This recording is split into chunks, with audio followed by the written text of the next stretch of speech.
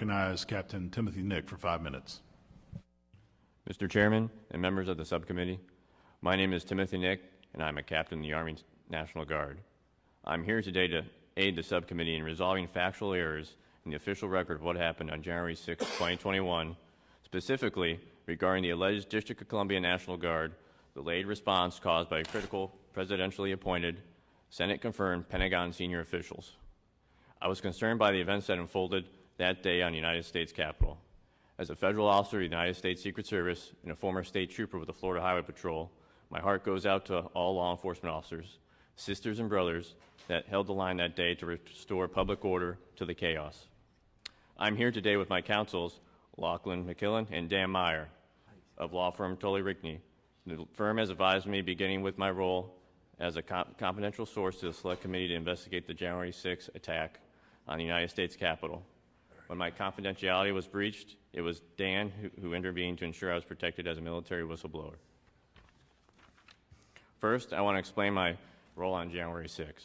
I was assigned as aide-de-camp, the personal assistant to Major General William Walker, the commanding general of the D.C. National Guard. It was my only second day on the job.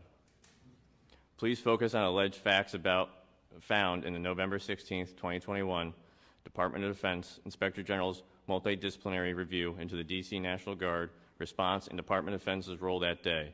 I can say unequivocally that the Inspector General's review is riddled with inaccuracies, misstatements, and perhaps false flags and narratives regarding how critical Pentagon senior officials responded when our republic was under great stress.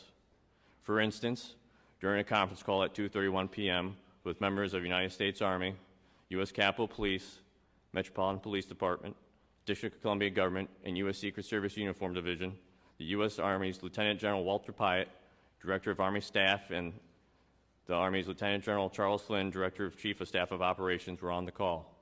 Also was Colonel John Lubis, Executive Officer to the Secretary of the Army.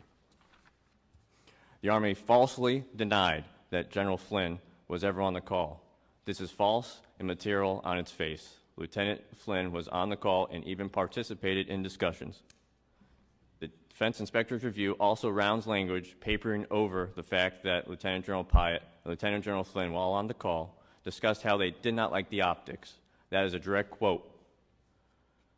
And they stated it would be in their best military advice to recommend to the Secretary of the Army, Ryan McCarthy, to deny the request from Command General William Walker to deploy the D.C. National Guard and aid U.S. Capitol Police in restoration of order, liberty on Capitol Hill. In addition, former Secretary of the Army Ryan McCarthy claims he was on a 2:31 p.m. call and spoke on that call. This is false, unless he was in the room shadowing the call and he did not speak nor identify himself. He was not on the call. He was en route to Washington, D.C. Regional Office at the Federal Bureau of Investigation to support that agency's concept of operations plan for January 6. He went on to claim that he called and spoke to Major General Walker at least twice, ordering the deployment of the D.C. National Guard. This is also false. At no time did General Walker take any calls, nor did we ever hear from the Secretary on any of the ongoing conference calls or the secure video teleconferencing throughout the day. This I know because I was with the Command General the entire time recording events.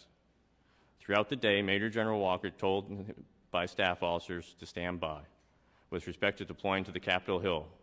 Only at 5:09 p.m. in the early evening, which I wrote down in my wheel book, was the D.C. Guard given order to deploy and move to the Capitol to assist Capitol Police. We arrived too late. One American lay dead with other sisters and brothers injured, including federal and local law enforcement officers.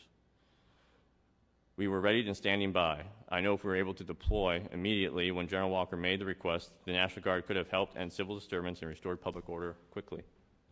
The Army National Guard motto is always ready, always there. The D.C. National Guard was ready to help and assist Capitol Police, but we were not allowed to do our job due to paralyzed decision-making by Acting Secretary of Defense Chris Miller and Secretary of the Army Ryan McCarthy. This led to federal leadership in the Pentagon. This led to a crisis in federal leadership at the Pentagon and delayed the D.C. response by 3 hours and 19 minutes. Thank you for the opportunity to appear before you today and articulate the facts as they happened.